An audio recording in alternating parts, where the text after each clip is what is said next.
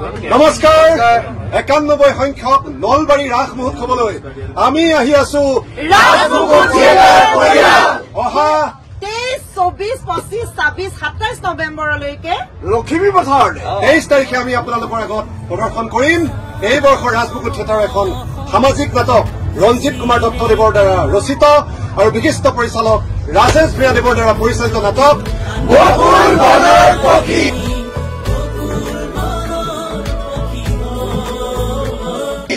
আৰু 24, 25, 26, 27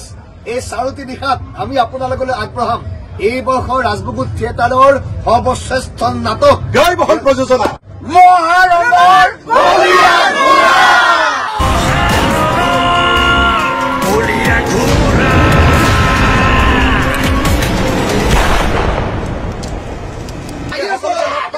লখিমী পথাৰত সকলো আহিব আমাক উৎসাহ উদ্দীপনা যোগাব আহিব